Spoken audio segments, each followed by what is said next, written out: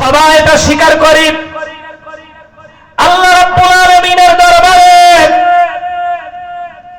আমরা কেউ দরখাস্ত করিনি। অন্যান্য নবীরা আল্লাহ রাব্বুল আলামিনের দরবারে দরখাস্ত করেছেন, কোন নবীর দোয়া মঞ্জুর হয়নি। একজন মাত্র নবীর দোয়া মঞ্জুর হয়েছেন, তিনি হচ্ছেন হযরতে ঈসা আলাইহিস সালাতু ওয়াস সালাম। ঠিক কিনা? অন্যান্য নবীরা আল্লাহ রাব্বুল আলামিনের কাছে এই মর্মে দরখাস্ত করেছেন, আমাকে নবী না বানিয়ে যদি শেষ জামানার নবীর উম্মত বানাতেন আমি ধন্য হয়ে যেতাম। আমরা কোনো দরখাস্ত করিনি। বিনা দরখাস্তে আমার প্রিয় নবীজির উম্মত আমরা হতে পেরেছি। চিল্লায়ে বলেন আলহামদুলিল্লাহ। এই নবীজির উম্মত যেহেতু আমরা নবীজির কওম, কিয়ামতে আল্লাহ রাব্বুল আলামিন আমাকে আপনাকে সবাই মানা হয়েছিল কিনা? কোরআন দিয়ে ব্যক্তি জীবন, পারিবারিক জীবন, সামাজিক জীবন, রাষ্ট্রীয় জীবন পরিচালনা হয়েছিল কিনা? সত্যি করে বলেন। আমরা স্বাধীনতার বয়স 53-54 বছর হয়ে গেল। এই রাষ্ট্রটা, এই সমাজটা, এই পরিবারটা আল্লাহ রাব্বুল আলামিনের কোরআন দিয়ে পরিচালিত কি হয়েছে? না। আরো জোরে বলেন না। তাহলে আপনি কি আল্লাহর দরবারে আসামি হবেন কি হবেন না? আমি কি আল্লাহ রাব্বুল আলামিনের দরবারে আসামি হব কি হব না? এখন আমি যদি আল্লাহ রাব্বুল আলামিনের দরবারে আসামি হই, আল্লাহ রাব্বুল আলামিন আমাকে যদি আসামি করেন, আপনাকে যদি আসামি করেন, মন থেকে বলেন তো দেখি, আল্লাহর দরবার থেকে নিষ্কৃতি আল্লাহ রাব্বুল আলামিন অভিযোগ দায়ের করেছেন, সে কথা বললাম। শুধু আল্লাহ রাব্বুল আলামিন নয়, প্রিয় নবীজি পর্যন্ত আল্লাহ অভিযোগ করবেন। আমার আল্লাহ রাব্বুল আলামিন কোরআনুল কারীমের মধ্যে তাও বলে দিয়েছেন, وقال الرسول يا رب إن قومي اتخذوا هذا القرآن مهجورا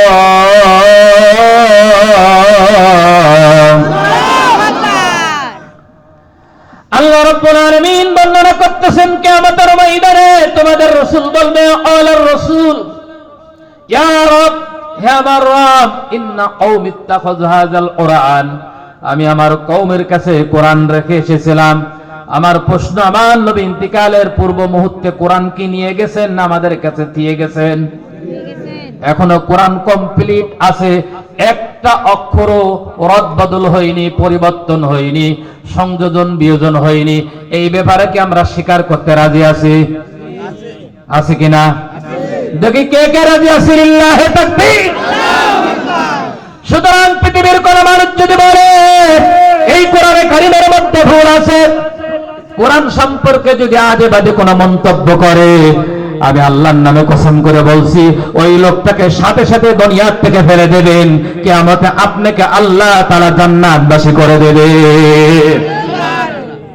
কোনো গুনাহ হবে না, আপনার সওয়াব হবে। আর বুঝাতে পারলাম? যদি এদেশে আইন নেই, তারপরেও বলছি সাথে সাথে ফেলে দেবেন তাকে।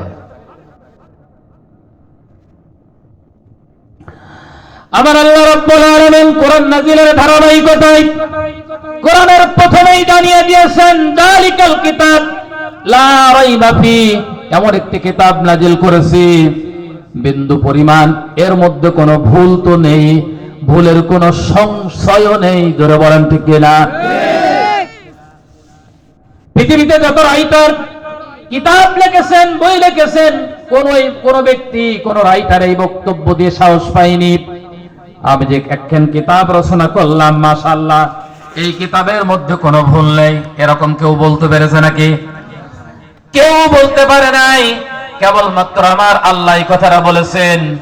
সুতরাং কেউ যদি বলে কিতাব আবুল তাবুল কিতাব, এই কথা আমরা মেনে নিতে আমরা কখনোই রাজি না। প্রিয় ভাইরা আমার, বলতেছিলাম কিয়ামতের ময়দানে আল্লাহ রাসূল আমাদের বিরুদ্ধে আল্লাহ রাব্বুল আলামিনের দরবারে মামলা দায়ের করে বলবেন, ওয়াকালার রাসূল, ইয়া রব, হে আমার রব, ইন্না কওমি ইত্তাখাযু হাযাল কুরআন, আমি আমার কওমের কাছে কোরআন রেখে এসেছিলাম, আমার কওম কোরআনকে পরিত্যাজ্য করেছিল, মাহজুরা। পিছনে ফেলে রেখেছিল। মাহজুরা শব্দের শাব্দিক অর্থ হচ্ছে পিছনে ফেলে রাখা। কোরআন কি এখন সামনে আছে না পিছনে আছে? সামনে। বোঝেন আলোচনা? কোরআন যদি সামনে থাকতো তাহলে এই কোরআন দিয়ে দেশ চলতো। ধরে বলেন ঠিক কিনা? কোরআন কি সামনে আছে? কোরআন দিয়ে কি দেশ চলে নাকি? এই 52 বছর কোন লোক কি চালিয়েছে নাকি? না, চালাইনি। কোরআনটা পিছনে আছে। কিরকম অবস্থায় আছে? মাজুর অবস্থায় আছে। আপনার বাবা অসুস্থ, চেয়ারম্যান সাহেব ডাকলো বাড়ির দরজায় এসে, তিনি ঘরের থেকে বের হতে পারেন না, বিছানার থেকে উঠতে পারেন না, যেহেতু চেয়ারম্যান এসেছে। যত কষ্টই হোক দরজা পর্যন্ত আপনার বাপকে যেতে হবে। যারা বলেন ঠিক না? তার একটা সম্মান আছে। এই জন্য লাঠি ভরতে হলো আপনার বাপ। দরজাটা খুলে দিয়ে চেয়ারম্যান সাহেবকে ওয়েলকাম জানাবে, আসেন। তার দুঃখ দুর্দশার কথা বলবেন, এটাই স্বাভাবিক। আমাদের এই কোরআন মাঝে মাঝে সামনে আসে কোন সময়? যখন রাজনীতিকবিদরা বড় বড় মঞ্চ আয়োজন করে জনসভা করে, ওই জনসভার আগে কোরআন দেখবে তেলাওয়াত হয়, ঠিক কিনা? হয় কিনা? ওর টাইনি ধরে পর্যন্ত নিয়ে আসা হয়।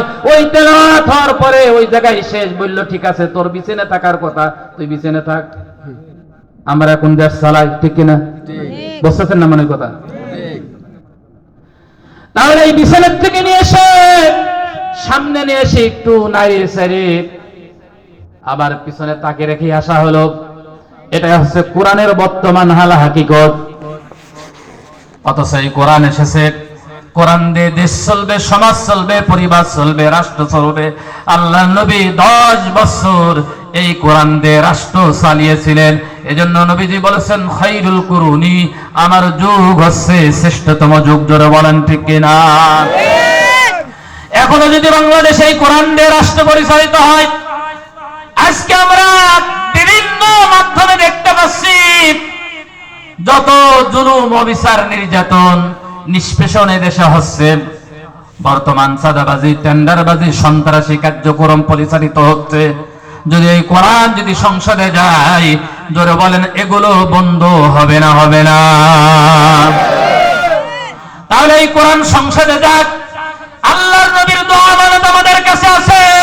এই আমানত যেই তাকে রাখার কথা, সেই তাকে আমরা কি রাখতে রাজি আছি নাকি? যে রাজি আছে হাত তুলে দেখেন তো কবি, লিল্লাহি তাকবীর। প্রিয় ভাইরা আমার, যদি আল্লাহ রাব্বুল আলামিনের দরবারে জবাবদিহিতার হাত থেকে বাঁচতে চান, আগামী দিনে কোরআনের পক্ষে